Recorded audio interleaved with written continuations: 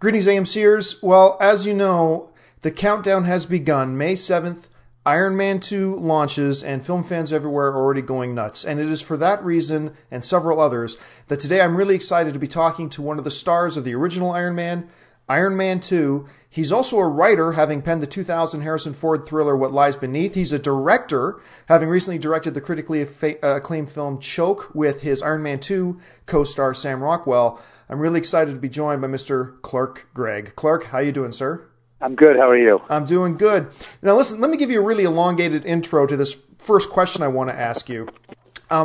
Some friends of mine and I had this discussion about significant movie moments that maybe a lot of people let fly under their radar. And when Marvel came out and basically revealed to the world that they were going to start crossing all these characters into one continuity in the movie world, we thought that was significant. But some people mistakenly think that Marvel made that announcement to the world when Samuel L. Jackson shows up at the end of the credits of Iron Man 1, when in reality, that announcement was really made when your character in Iron Man 1 shows up and mentions that he is a part of the Strategic Homeland Intervention Enforcement and Logistics Division. And it was funny because in that theater, it was quiet for about 2 seconds. Then you heard all the fanboys go, "Oh," as it all clicked in. And that was really the announcement that Marvel was heading in that direction. My question for you is, how did you come to be involved with the Iron Man franchise in the first place? And did you always know that your character was going to be a recurring character in this series? No, I did not. Really, Marvel has done this thing. I mean, they probably, like, I don't know if you want to say like Nick Fury or like some supervillain, they have some crazy master plan that they don't let anybody in on because they sign everybody who crosses the screen in one of those movies up to 7 or 8 pictures, which is one of those things where if we want to use you, we can, but we don't have to. And in the original script of Iron Man, it was Agent Coulson was really just a scene, maybe just one, maybe 2 scenes tops, and a lot less. And I don't know what happened other than I think maybe they started to think about the idea of S.H.I.E.L.D. I think they needed somebody to a character to kind of come in and help tie up the story for Tony Stark a little bit. And Robert and I just had some fun on a couple of those first days. I think they liked what they were seeing in terms of the rapport between us.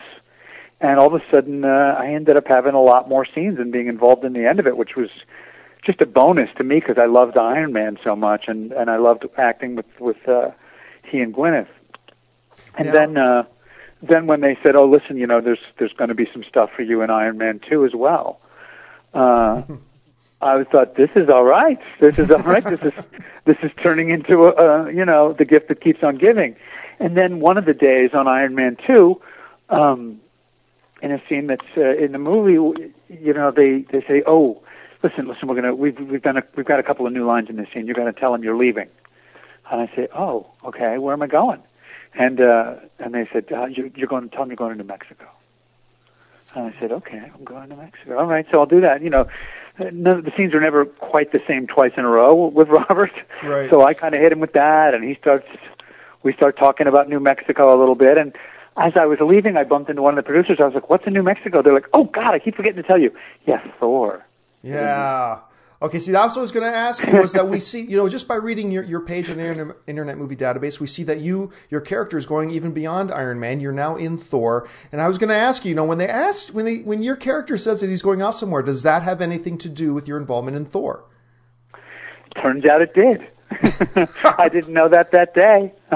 I was kind of disappointed. I was like, well, I don't want to go anywhere. I want to stay here and deal with Tony Stark and Whiplash. I don't want to go. So wait a second. You got on camera. You said the line. You told Tony that you have to leave because you're going to New Mexico. And when you said that line, you didn't, as the actor, you didn't yet know that was involving Thor? That's my memory of it. I knew that I was going somewhere super secret to deal with some S.H.I.E.L.D. business.